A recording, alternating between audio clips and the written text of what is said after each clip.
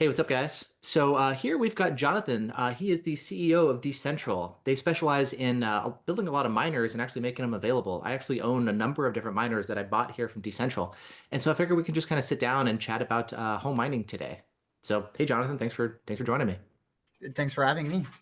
Yeah, can you tell me a little bit more about your company? Like, I kind of have an idea of what you do, and I've got a bunch of your miners here, but maybe tell a little bit more about like who you are and how your company got started and all. Yeah, so DCentral is a big story, to be honest. It started really with first one partner, the co-founder of DCentral. We started and we were, roommates back then in 2016, and we bought a S9. It was one of the first batches of S9 that Bitmain would ship, and we thought we could just plug it into our apartment, right, using a Mhm. standard outlet. But that's when we figured that you would need a special power supply. Back then, what we did is we circumvented through using the EVGA gold power supplies, 1600 watts.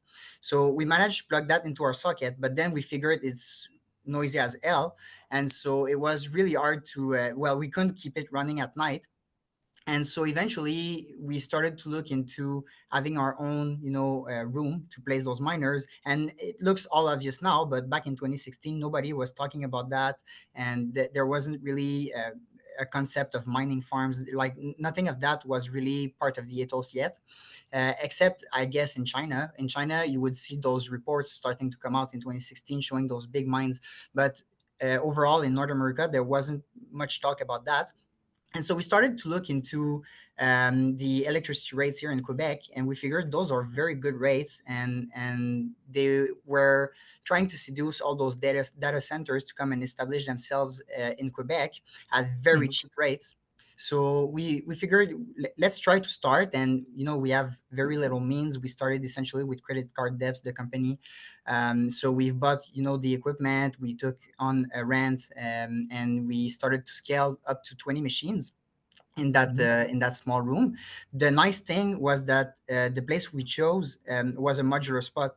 So and that was in provision that if it works, we could scale. So and at that point, 2016 to 2017, I mean, there was the bull run. So the S9s were very very profitable, and we scaled up to four rooms like this with 80 miners, S9 miners, Mhm. and eventually we started to running out of means by ourselves to make all of this happen. So and a lot of people were starting to join, friends of us mostly, and asking, could I have one machine with you or two machines with you? And so we figured, let's do hosting. So in that plan, we would take care more of the infrastructure to our investment, and let people use their miners with us. And the idea was, the more we scale, the better the rates we would get with Hydro Quebec. So essentially, that's how hosting started.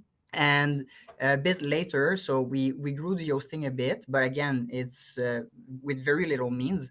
And unfortunately most of the bitcoins we were mining were reinvested into the facility. So it's not, some people will expect that we have the Lamborghini or something, but it's not the case, because when you're running the business, you're just telling yourself, oh, let's reinvest, let's scale, let's try to have more mining and stuff like that. And then Bitcoin outperforms you. um, Funny how that works. yeah. But then later, but we do enjoy what we do, and we want to grow that more and more, and so that's what we do. In 2018 there was the bear that started to hit, and also, and most of all, there was the moratorium that was put in place by the previous minister of energy, and that moratorium is still up in place up to today. The moratorium, essentially what it does is it freezes all the demands. So any demand that was made before that date had like a grandfather clause and could connect. Any demand after, they decided to just decline in mass. We had a demand that wasn't done yet in the process, so it's got declined. So that pushed us in 2019, I believe, to buy another company that would have that grandfather clause. And eventually, we managed to scale to another mining facility. So we moved from that modular space, which was costing a lot in rent and stuff like that. So there was inefficiencies, and those inefficiencies were starting to show up more as the profitability of mining was decreasing. So obviously we were trying to again gain scale to get better rates and also remove those inefficiencies from the beginning. So hosting keeps on growing up to 1 megawatt. Again, mostly by our own means. A few people around us joined the administration, so it's not just me and the original co-founder, but it's all close relatives that are working to make this work. And again, with our own means, because obviously you don't qualify for much funding from institutions or whatnot for Bitcoin, right? Hmm. 2019, so we start to see a few machines failing from hosties of us. And I start to see those boards piling, a few of ours, a few of our customers, and I tell myself, there must be a way to repair those. And again, it looks obvious today, but when you look back in 2019, 2020, there was no documentation. There was no such thing as Bitmain Repair Training Academy. There was like nothing. It was secrets being kept behind closed doors. And if you go to forums like Bitcoin Talk, the only way you would be able to have people repairing your boards is essentially sending it to China. And when we started DCentral, one of our main opposition was the mining centralization in China. So obviously for us, the concept of sending boards to China to have them repaired wasn't super appealing, and we figured we were going to find a way to do it ourselves. So it's essentially me and electronics technician that I hired. I start go digging on Russian and Chinese forums where I could find information. I would translate all the information. We would like figure out stuff from that. Eventually 2020, 2021, you start to have more documentation. There's the demand for repair clearly was well perceived by us, but was it was a real need. And that's when also demand for the service, because we started to say, hey, we can repair boards and stuff, the demand got crazy real quick. We started with so we have the mining facility, but then we made another small office to receive and do the repairs there. And I think 3-4 months after launching that office, we already missing space. We need more technicians, so we move. And then after we move to a second location, we had to move to a third location again, because like repair kept on scaling. And to put a bit of context there, also there was the China mining ban in 2021, I believe, which Hmm. led difficulty to decrease uh, a lot. And there was COVID, right? And the COVID created a lot of supply shocks. And so this made the chips very expensive, and obviously the Mm. mining hardware very expensive. I know there's a few stories of people buying S19s at like 10 to 15K, Yeah. during the COVID crisis. So obviously demand for repair would skyrocket, because if you already have hardware versus waiting a year for new hardware, you want to plug the hardware you already have. So people would come like in mass for repairs, and a lot of institutions. But as Bitcoin decreased and as supplies came back, the demand for repair dropped dramatically for us. Unfortunately, we had to do a lot of hard decisions and let go a lot of talented people that worked with us. But that's part of what it is.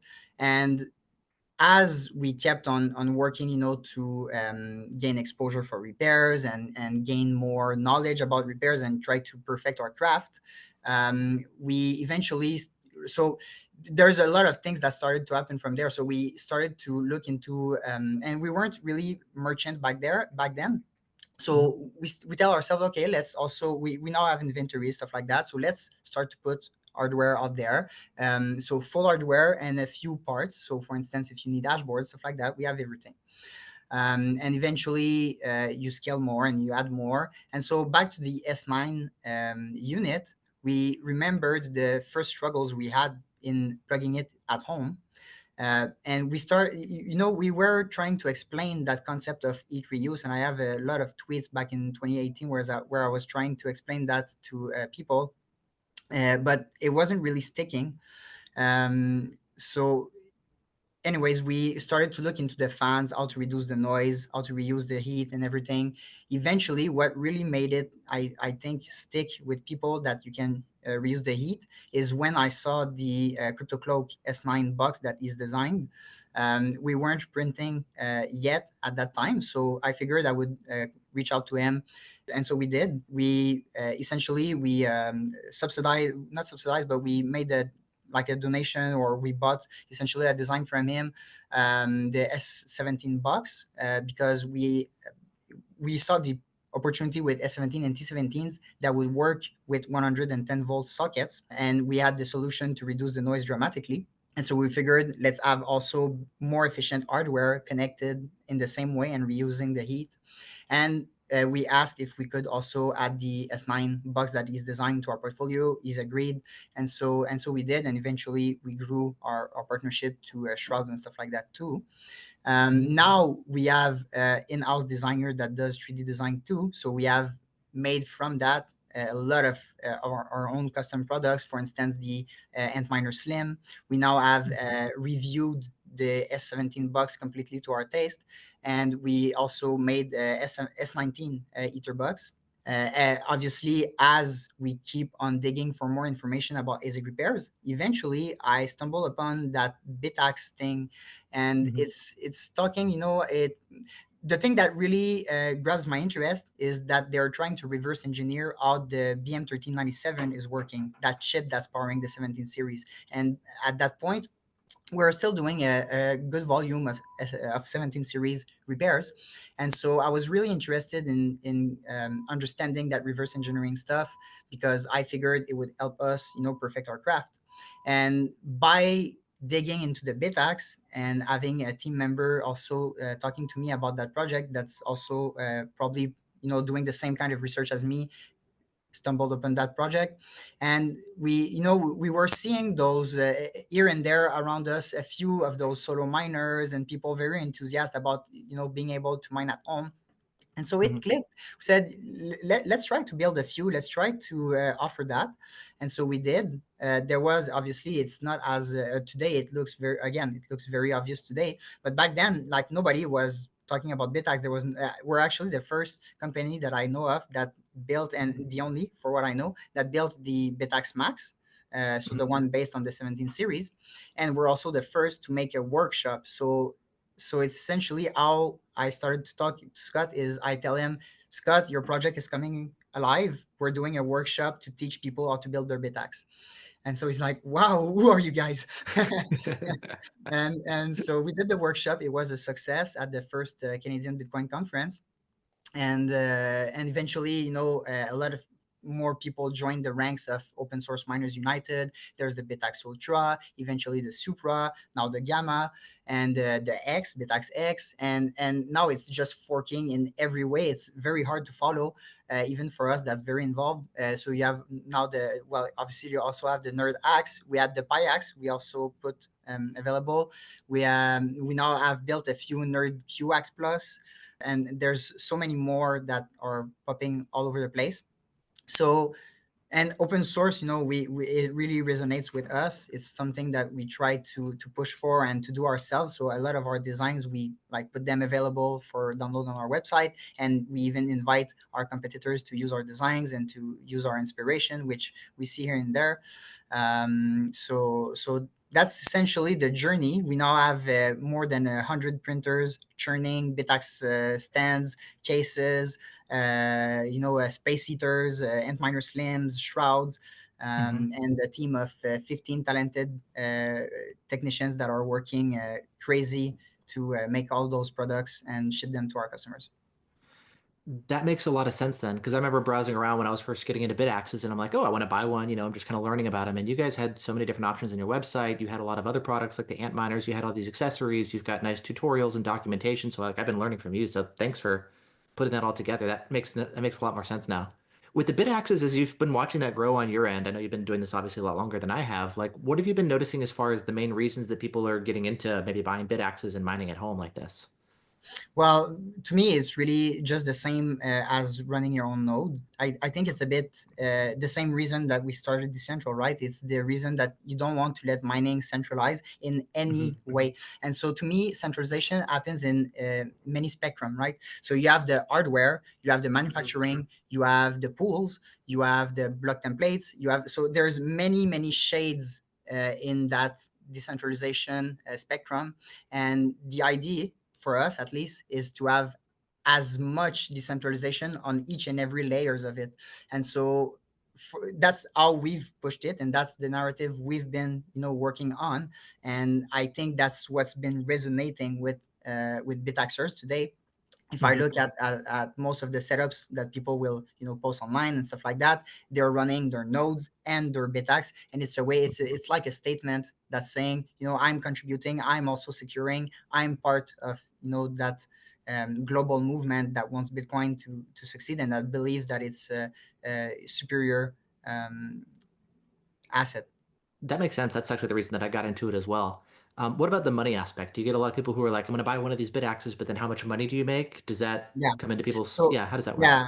yeah, obviously this is, I think it's coming more from the people that will oppose it directly, right? So there's some people that Mm, will say that the Bitax is not good because you won't make an ROI and stuff like that. And it's true that you shouldn't expect a ROI from your Bitax. I mean, it's one chip, and the fact that it's one chip on a PCB that requires still all of those other components versus hash boards that will have hundreds of chips on them, it's mhm, obvious that the it's not as cost effective. But the idea again is to be able to run it at home and be part, as little hash rate as it can be. It just takes the right answer to find a block, and it's been done. mhm. Bitax, we have a Bitax that found a block, and we now have also a future bit that found a block. And Mhm. so, I mean, those are statements and are proof that plebs, no matter how small they are, they can contribute to the Bitcoin security. And that's a cool feeling, the fact that we can all kind of work together and help Yeah. contribute. It's not just the big miners. And so, yeah. With the different versions of the bit axes, I know there's like the Max, the Ultra, the Supra, and now the Gamma. What have you noticed? I guess like from our end, we noticed like, oh, the Gammas, you get higher hash rates and stuff. But like, what else have you noticed in the building and the development, in cooling? Like, what are some of the other differences that you've noticed with maybe the Gamma compared to some of the previous models? Yeah, so the Gamma has quite a few changes. For instance, we had to use thicker PCBs because of that heat. The ASIC itself, so they've used a different design. Previously, it would be the design that's more like back then the 17 series or whatnot. So you would have like little tiny holes for the solder to go. Now they've just reused the one that you have on the dashboard itself, and so we felt that this was actually not a mistake, but it didn't help because the tin, when you apply it by hand, is much harder to have the right quantity. So it's perfect if you do it by machine, which I know a lot of Bitax sellers out there. They're sourcing from all that same supplier, which is doing them by machine. But other suppliers, smaller suppliers like us, even though we've been there for a while, I think we're smaller than those that have more capital than us, obviously. So smaller suppliers like us, like another one that I know in France, it's harder for us by hand, definitely, the design of Bitaxe Gamma to work with. Now we did find works around, but it took a lot of time to find them.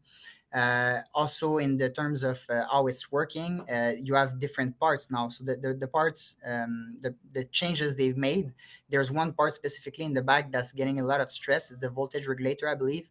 And this one Yeah. is one that we've aimed through our back fan to cool down, and it works I've, quite I've well. noticed that, yeah, having to Yeah, add this additional fan, not just the front one, but also the back one, just because, yeah, it gets that's really right. hot back there. Yes, yes. So that's Yeah. a big major difference between the Gamma and the previous models. And then aside of that is just the efficiency of the chip, which is mind blowing. Hmm. How we keep on getting increases, and how we keep on proving, almost proving Moore's law wrong. Yeah, I know. I've been impressed. Like I've got, a number of Supras and some Gammas, and like the jump that you get going from the Supra to the Gamma is like, wow, okay, it generates extra heat, but like, wow, that's much more capable. Mm. Yeah, and just so because I think we'll touch on Bitcoin spacers a bit later on, but Hmm. there's the law of I think it's the law of is it? No, it's the law of conservation of energy that states Hmm. that I know it in French normally. So nothing is gained, nothing is lost, everything is transformed, right? And so when you're shooting the electricity in your device, the amount of electricity that the device is consuming essentially translate into the heat it will generate. So the chip itself is not generating more heat, is the fact that the chip is consuming more power that is making more heat. The heat you have is in direct proportion with the consumption overall of the device. I've noticed, speaking of heat, like on your website, you've got a number of different cooling options, like the standard, fan that a lot of people have is just a fan Mhm. on a heatsink and stuff. But I bought a couple other ones just that have different heat sinks, just to get like additional cooling and play around. So I know you've got some that have like two fans like this, or even the Argon Thermal that has the massive heat sink. So can you tell me about like the different cooling options that you guys offer and the pros and cons to the different options? Yeah, well, obviously the argon is the stronger one. It's Mhm. more expensive. It's more heavy. So at first, our first Bitaxe stands wouldn't be able to handle it. So we had It's kind to of front heavy, yeah. yeah. So we had to modify it a bit.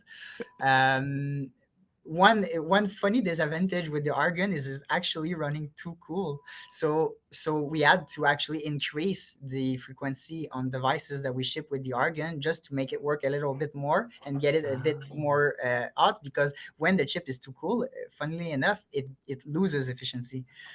Really? Yeah, so Okay, I've been you want to be able to remove that heat when it's generated, but you don't want the chip to become too cool.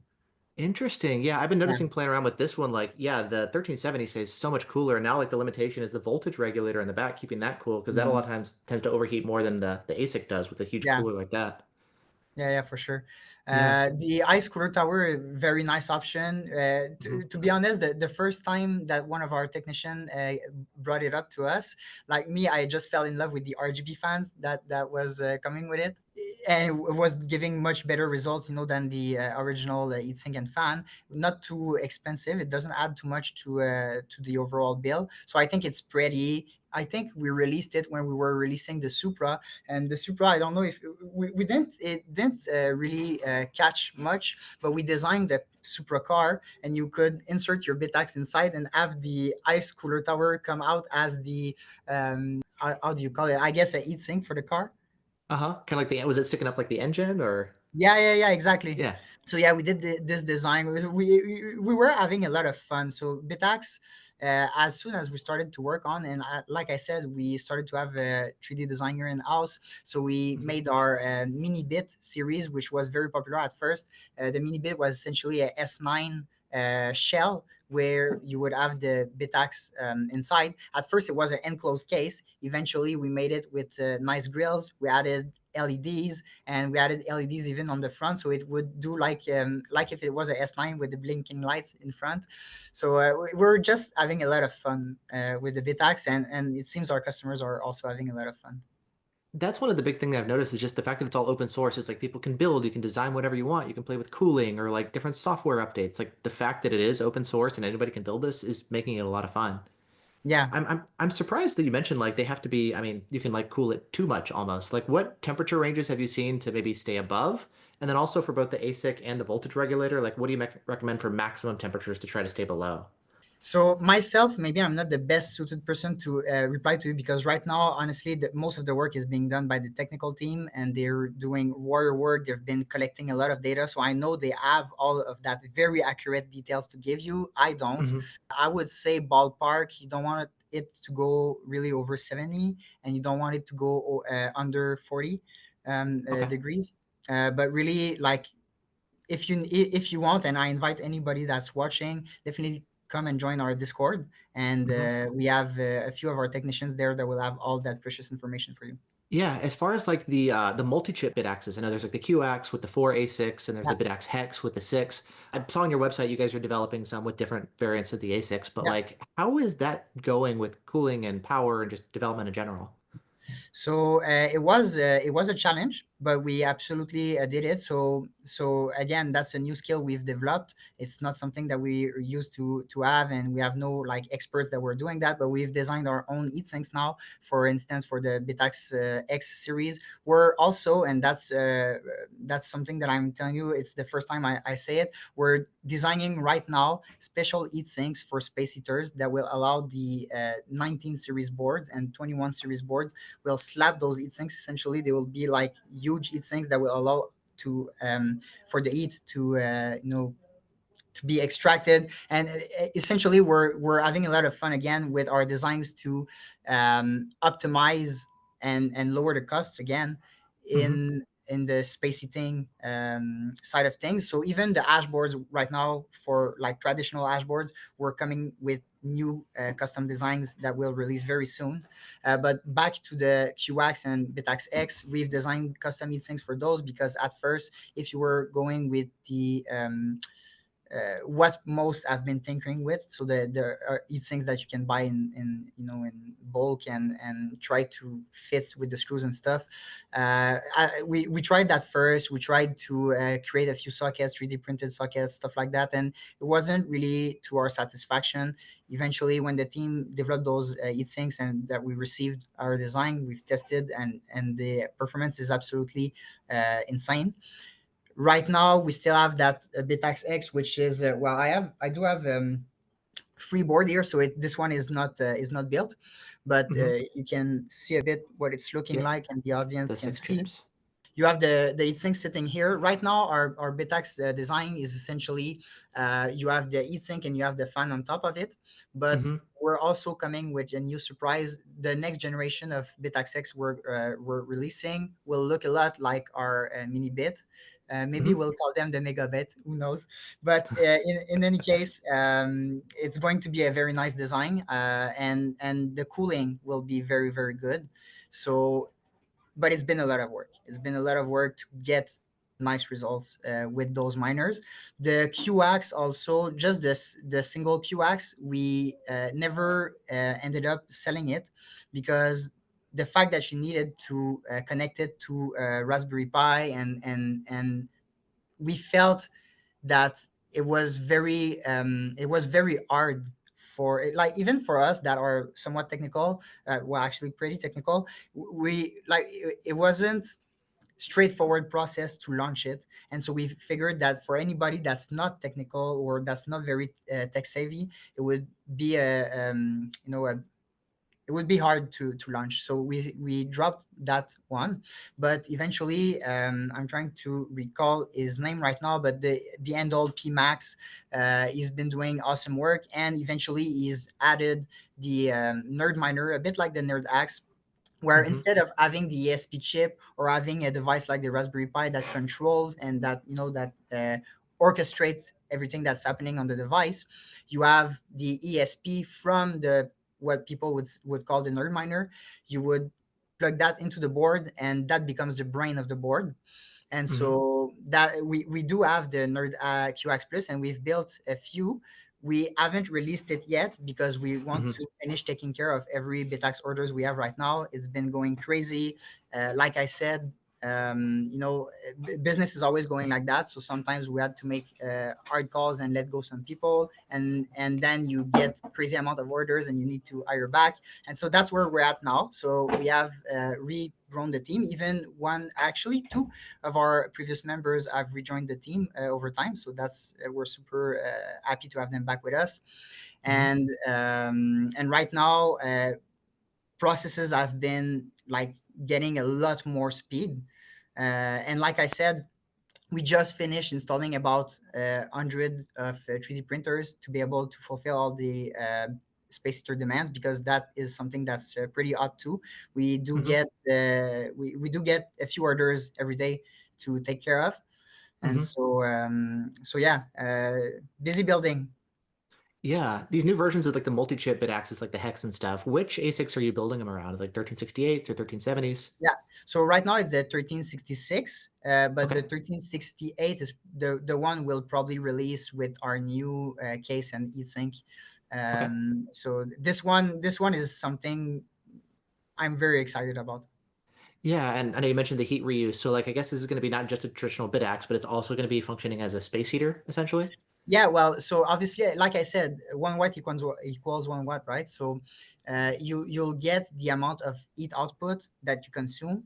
The Bitax will consume about what is it? I think it's 60 to 80 watts, something like that.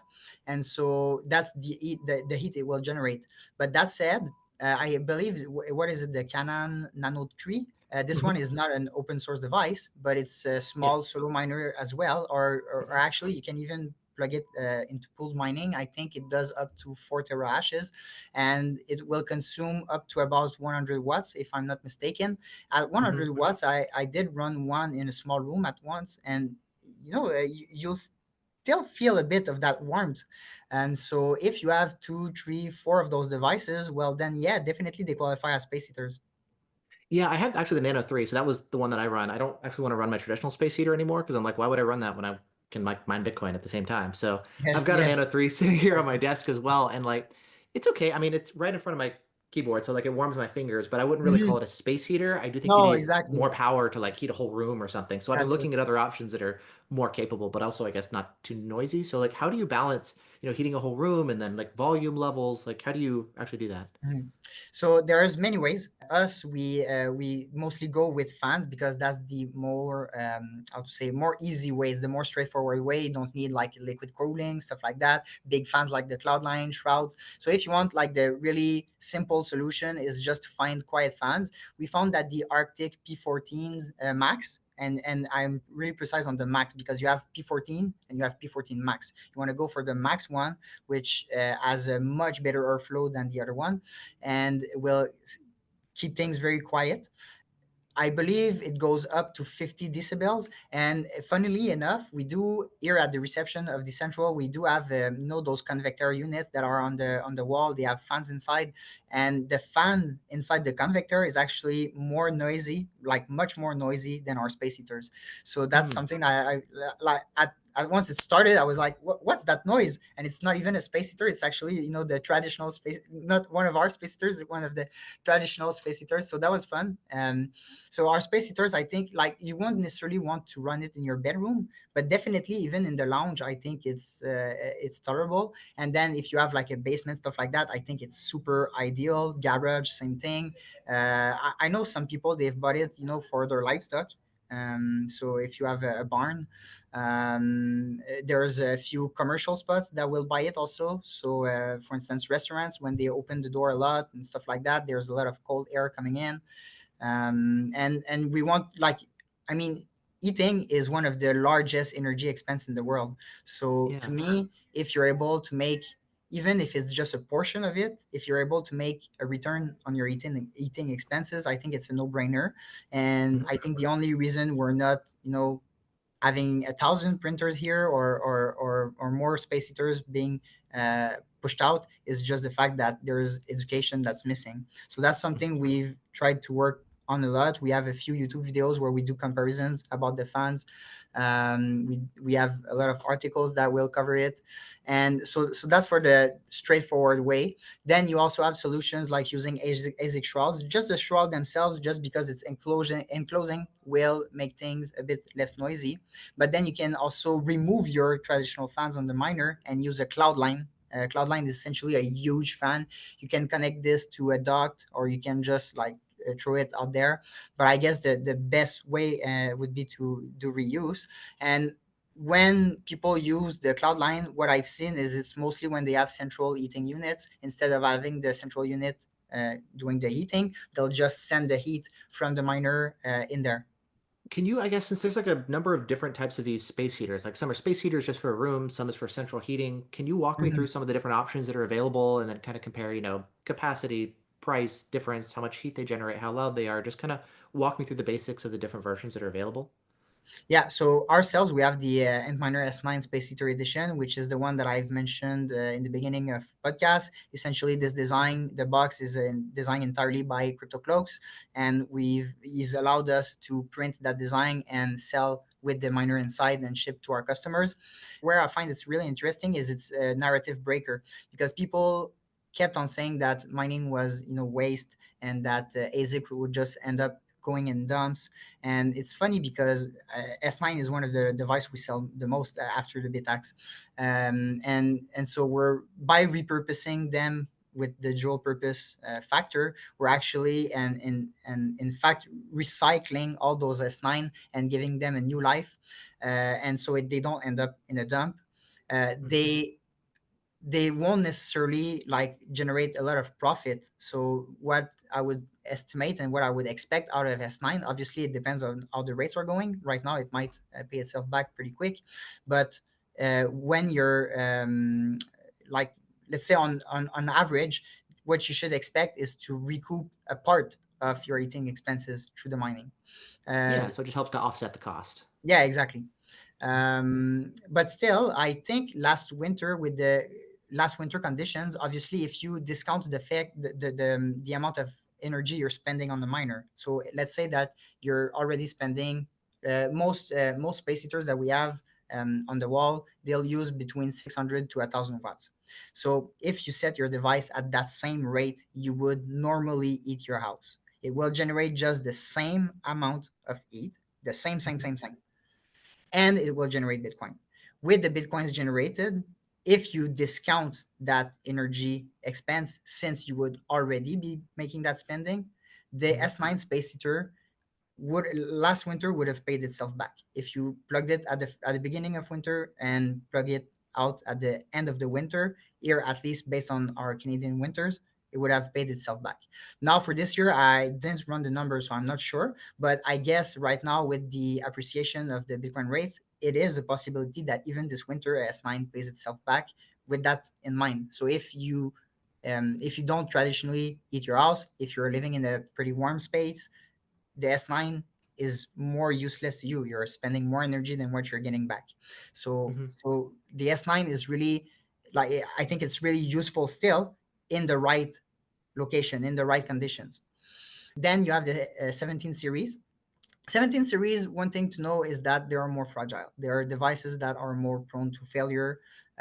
Mhm. They add a bit more issues, but we have developed a big expertise in refurbishing them, and so that's what we do. We refurbish them, we bring them in the best shape we can, we repurpose them into space heaters, and it's allowing for a very cheap option that's still pretty efficient. S17, for instance, you can downclock it if you run it at 1,000 watt. It will do 30 terahashes, which means you have 30 watts per terahash efficiency. And I mean, the S17, I believe we sell it for 285 Canadian dollars. So it's a pretty decent option in my mind. Then if you have it in the space heater edition, so with the fans and the shell, it will be something around four, 500. I don't recall the exact price. And then go to the S19. So the 19 series generation, we have the S19, the S19J Pro, S19K Pro, and I'm missing one, but whatever. The S19, I think the efficiency is about that 30 watts per terahash. So see, the S17 can get almost on par with the S19.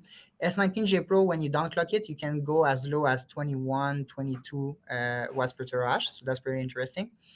And the S19K Pro, I believe, running at full power is 24 watts per terahash. And I I can't recall exactly, but I think it's 18 watts per terahash that you can downclock it to. What we do with the 19 series is we will remove one hashboard and insert a hashboard divider. So the divider, the role is essentially to have the airflow go to the two remaining boards. And the reason we have to remove one hashboard is because the machines, how they've been designed and how the different custom firmwares can handle them, you can't downclock enough for it to run on a standard outlet that we have here in North America. So for Mhm. European customers, that would be just fine with three boards, but for us, it's not an option. So we've removed that board and we still unclock a bit the boards, and we're able to achieve better efficiency and to be able to do just the same that we did with the S9 and with the 17 series.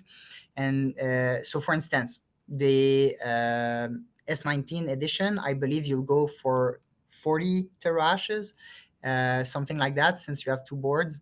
S19K Pro, I would estimate something like 60 terahash. I'm not sure because I don't have the exact numbers in front of me right now, and I don't recall them all by heart. But based on the logic of the hashboards that are inside everything, it should be something around those figures. So you mentioned the board removal. Is that because of the fact that we have 120-volt power here as opposed to 240, like you'd have Yeah, overseas? exactly. Yeah. So we and our breakers, most of them, the standard outlets will be 15 amps, and Hmm. so it's the capacity in watt of your outlet is essentially the number of volts times the number of amps. So that's Hmm. something like a thousand. No, it's 18,000. But you have to, if you're doing continuous consumption, Hmm. the rule of thumb is to never exceed 80% of the total capacity. So that brings Hmm. you, I believe, to 1,680 watts, if I recall properly. Hmm. And so that's why our devices will try to aim for 1,000 to 1,200 watts. Well, two reasons: because that's what space heaters normally aim for, and the Hmm. second reason is to give a bit room to your breaker. So if you have other devices that are plugged in, you don't trip your breaker. Gotcha. Okay, so you mentioned downclocking, and I was under the impression that was primarily for efficiency, just to use less power per terahash. But I guess it's also Yeah. just to kind of stay within that 80% threshold. Yeah, it's all of those Ah, reasons. got So you it. want to aim what a space heater will do as heat output. You want to have the better efficiency, and you want to be able to have a safety for your electrical. Sure. If you have a larger fuse, could you maybe like increase the hash rate, even if it means Yeah, less efficiency? yeah, absolutely. So I believe 110 you can go up to 20 amp breakers, and Hmm. so that will probably bring you, well, yeah, it will bring you to about 2,000 watts, and so maybe you could push the device to 1,800 watts there, and obviously on 220 to 240 volts can go much higher. But then again, if you have silent fans like we install on the machines, they don't have the same airflow that the stock fans, obviously. And so there is so much heat that you can dissipate. And so that's why you have to remain prudent on your overclocking if you're having a space heater device from us, at least, Hmm. because of those silent fans, it's also making the airflow weaker in a sense, and so you have to remain very aware of the temperature your device is running at. With that said, the new heatsink we've been working on for the space heaters might reduce a lot the dependency on the fans and the airflow they generate. And we still have a lot of test to do before I can confirm anything. But so far, what we've been looking at is very interesting, and we might be able to. So right now we have the fans in the intake and outtake, but we might be able to even remove the fans from the intake with that new solution, which will again drastically reduce the amount of noise. Is it like a larger heatsink or a more efficient design or? Yeah, so well, I would say the both. Obviously, heatsink can, like, it's it's just rows of metal there where you have the dissipation and you have maximized airflow. So like there's so much you can do as improved design, but it's much bigger, and the it's, oh, sorry, right there, and it's Mhm. much taller than the normal heat sinks that it would include in the machines, because normally those machines, they're packed with three ash boards, but in our case, since we're removing one of those ash boards, it Ah, leaves more room to, so there's a lot of tinkering that we're doing right now. okay. Yeah, that makes sense since you got the extra real estate inside there. I Yeah. know you guys are working on all sorts of cool stuff. Are there other projects that I haven't asked you about that are kind of fun and interesting you'd like to share about? Uh, um, Honestly, we're just swamped with everything that we've discussed. So the space heaters is a big part of it. The Bitaxe is obviously a major part of it. We do have hosting, but our hosting is pretty much capped. We did have an expansion in Alberta, but it didn't. The supplier there wasn't really reliable. It didn't go well, so we've canceled that facility. And to be honest, I'm not as interested in hosting as I was previously. Hmm. I feel that our customers will gain much more from dual purpose uses. And by being one of the contributors to have S9s, for instance, being plugged back, what I expect, and what I expect from other projects as well, is that they'll add on the difficulty stress. And my goal, my big ambition, is to make it unprofitable to run a mining facility. Hmm. And the reason I'm saying that is, as more and more of us plug and don't mind the direct expense related to the miner by dual Hmm. purpose, or by being profit agnostic like the Bitax miners, Yep. Yep. um, difficulty rises and mining facility profits decreases. And so at some point they might be faced where, even if you have the latest chip, latest generation of miner, if you don't have any other source of income to support the business by repurposing in sort of way, either the heat or maybe like methane mitigation projects is another way Hmm. to do dual purpose mining. I think th- my ambition is to drive those projects that are only doing mining and throwing all of that out of business.